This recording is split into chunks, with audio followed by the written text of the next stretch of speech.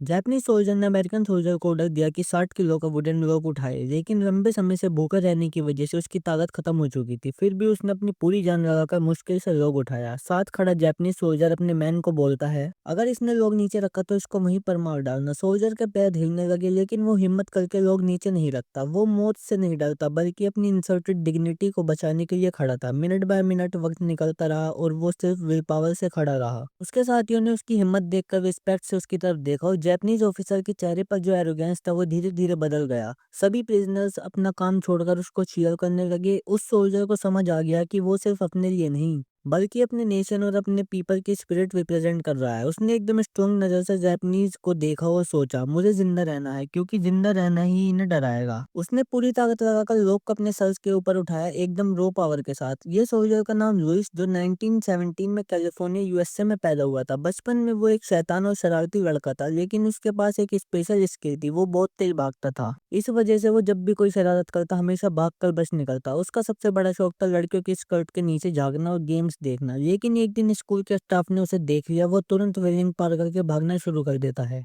ये सब उसके भाई ने देखा, जो खुद एथलीट था। ये तुरंत समझ गया कि लुइस के पास टैलेंट है और उसने लुइस का एथलेटिक टीम ज्वाइन करने को बोला, लेकिन लुइस ने मना कर दिया, क्योंकि सब लोग उसे बैड बॉय समझते थे। किसी को भी उस पर विश्वास नहीं था। वो अपने भाई की तरह सक्सेसफुल भी नहीं था, लेकिन भाई ने उसे मोटिवेट किया। उसके बाद लुइस ने हर रेस में फर्स्ट आना शुरू कर दिया और उसकी परफॉर्मेंस देखकर नेशनल टीम ने उसे सिलेक्ट कर लिया। 1936 बर्लिन ओलंपिक्स के लिए ओलंपिक शुरू हुए, लेकिन वर्ल्ड क्लास एथलीट के बीच लुइस थोड़ा वीक पड़ गया। वो रेस में सबसे पीछे रह गया। फैमिली रेडियो पर सुनकर टेंशन में थी, लेकिन लास्ट लैप में लुइस ने एक्सप्लोसिव स्पीड दिखाई। उसने कई अपोनेंट्स पीछे छोड़ दिया और वर्ल्ड रिकॉर्ड तोड़ दिया। सब उसके लिए खुश हो गए। जो लड़का बैड बॉय समझा जाता था, वही लड़का सबके लिए हीरो बन गया। अब लुइस को अपनी लाइफ से बहुत उम्मीद थी, लेकिन तभी वर्ल्ड वॉर 2 शुरू हो गई। लुइस ने आर्मी ज्वाइन कर ली, एयरफोर्स बॉम्बार्डियर बन गया। एक मिशन में उसकी प्लेन क्रैश हो गई, समुद्र में सिर्फ 3 लोग बचे। लाइफ राफ्ट ही उनकी उम्मीद थी। उन्होंने थोड़ा फूड और पानी इकट्ठा किया। लुइस ने राशन कैलकुलेट करके डिवाइड किया, लेकिन रेस्क्यू टीम नहीं आई। फूड खत्म हो गया। भूख, डिहाइड्रेशन, गर्मी और स्टॉर्म से उन्होंने वीक कर दिया। 15 दिन समुद्र में गुजार दिया। तभी एक बड़ा बर्ड उनके ऊपर से गुजरा। लुइस ने उसे पकड़ लिया। तीनों ने मिलकर उसे मार गिराया,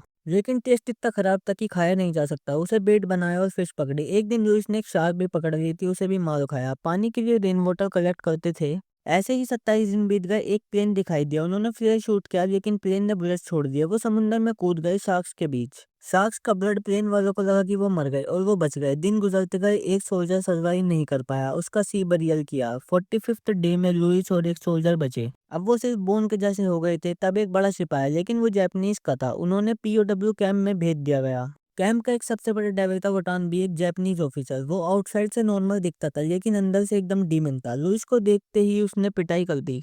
लुइस फिर से खड़ा हो गया। वोटानबी को उसकी स्टर्नेस पसंद आई। उसने लुइस को अपने साथी के साथ रेस करवाई, लेकिन लुइस वीक था और फेल हो गया। वोटानबी ने फिर उसकी पिटाई की। जापान जब भी बैटलफील्ड पे हारता, वोटानबी लुइस पर आकर गुस्सा निकालता। लुइस ने सोचा उसे मारकर खत्म कर दे, लेकिन उसके फ्रेंड ने बोला, जिंदा रहना ही सबसे बड़ी जीत है। एक दिन जापानीज ने लुइस को बहुत खिलाया और बोला अगर रेडियो पर उनकी स्क्रिप्ट पढ़े तो उसके लिए लाइफ इजी हो जाएगी, लेकिन लुइस ने अपनी कंट्री के लिए मना कर दिया और वापस कैंप भेज दिया गया। वोटानबी ने सब पीओडब्ल्यू को ऑर्डर दिया कि लुइस को एक एक पंच मारो। सोल्जर हेजिटेट कर रहे थे। वोटानबी ने एक इंजर्ड सोल्जर को मारकर फोर्स किया। लुइस ने बोला मुझे मारो ताकि वो लोग ना पिटे। सबने मजबूरी में उसको पंच किया। दिन भर पिटाई होती रही, लेकिन लुइस ने कभी हार नहीं मानी। उसे पता था जिंदा रहना ही सबसे बड़ा बदला है। एक दिन वोटानबी ट्रांसफर हो गया। पीओडब्ल्यू ने सुकून की सांस ली, लेकिन फिर भी उन्हें कैंप में भेज दिया गया, जहां एक्सटर्नल कोल्ड में काम करना पड़ता था। लुइस ने वापस वोटानबी को देख लिया। वो शौक में गिर गया। वोटानबी ने फिर तुरंत उसको मारना शुरू कर दिया। हर दिन 10-12 घंटे काम करना पड़ता। फिर लुइस को फिर से 60 किलो लोग उठाने का चैलेंज दिया गया। वीक होने के बाद भी लुइस ने उठाया। उसने सर के ऊपर उठाया। वोटानबी ने बोला नीचे गिरा तो गोली मार देना। लुइस के पैर कांप रहे थे, दिमाग ब्लर हो रहा था, लेकिन वो गिरा नहीं और सब सोल्जर उसे चीयर कर रहे थे।